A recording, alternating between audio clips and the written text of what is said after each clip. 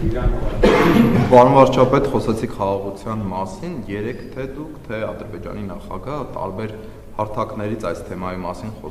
խոսեցիք ըստ էության հաստատելով, որ հարաբերական անդորր է, չկան գրախոսներ, վիրավորներ, կա առևտուր, նաև հույս հայտնեցիք, որ արտահանում կիրականացվի դեպի Ադրբեջան,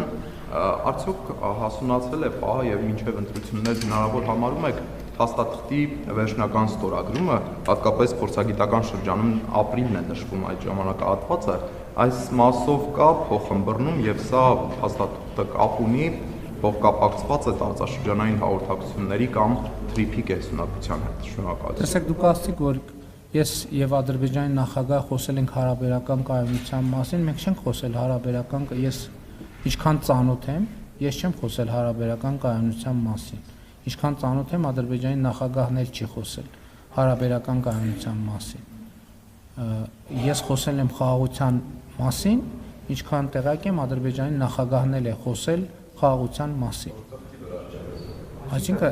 հասկանում եք, տեսեք, հարաբերական կայունությունը ուրիշ բան է, խաղաղությունը ուրիշ բան է։ Մենք խոսում ենք խաղաղության մասին։ Ինչ վերաբերում է խաղաղության համաձայնագրի ստորագրման հնարավորությանը,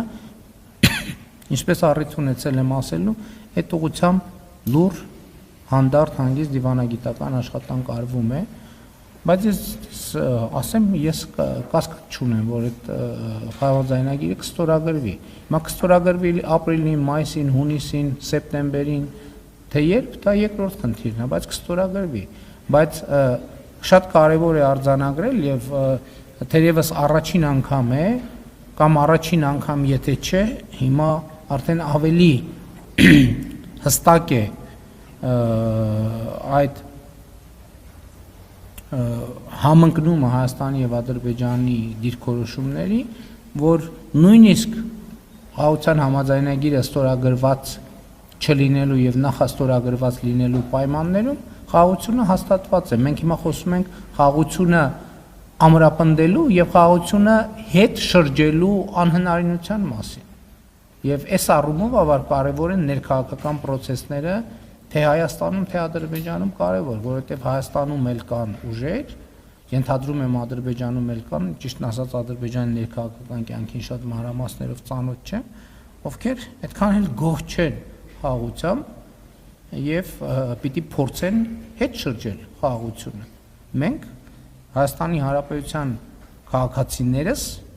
պետք է տեր կանգնենք հաստատված խաղաղությանը եւ այն դարձնենք անշրջելի։ Եվ երեք ես Եվրոպական խորհրդարանի ամբիոնից առիթ ունեցա դրա մասին խոսելու։ Գիտեք, դրանք գործոններ են, որոնք ավել կամ պակաս ազդում են մեկը մյուսի վրա,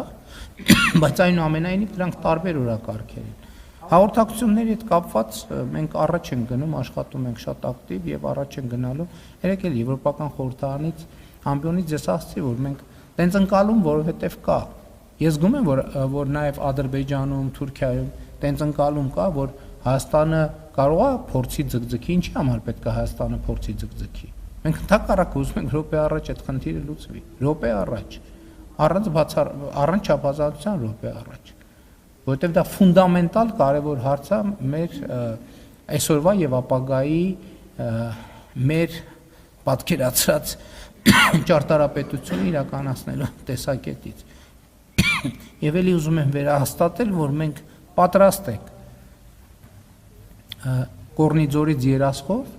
ապահովել Ադրբեջանի արևմտյան շրջանների եւ Նախճեվանի ինքնավար հանրապետության կապը։ Էլի շատ կարեւոր է արձանագրել, որովհետեւ ինչ ենք մենք այս առաջարկը անում, որովհետեւ հիմա մենք փաստացի Ադրբեջանի երկաթուղուց օգտվում ենք։ Չենք ուզում, որ մեր օգտվելը լինի միակողմանի։ Ուզում ենք, որ մենք էլ համապատասխանաբար քայլ-քայլի դիմաց մենք էլ մեր քայլը անենք, մի անգամ առաջարկել ենք Թուրքիա-Ադրբեջան հաղորդակցությունը, հիմա առաջարկում ենք Կորնիձորից երասխով Ադրբեջանի արևմտյան շրջանների եւ Նախճեվանի ինքնավար հանրապետության միջև եւ հակառակողությամբ կապը ապահովել, մանավանդ որ Իրանի Իսլամական Հանրապետությունում տեղի ունեցող իրադարձությունների պայմաններում ոնց որ թե հարավով այդ կապի հետ կապված խնդիրներ կա։ Ընդ որում ուզում եմ ընդգծել, որ ինչու ենք այս երթուղին առաջարկում, որովհետև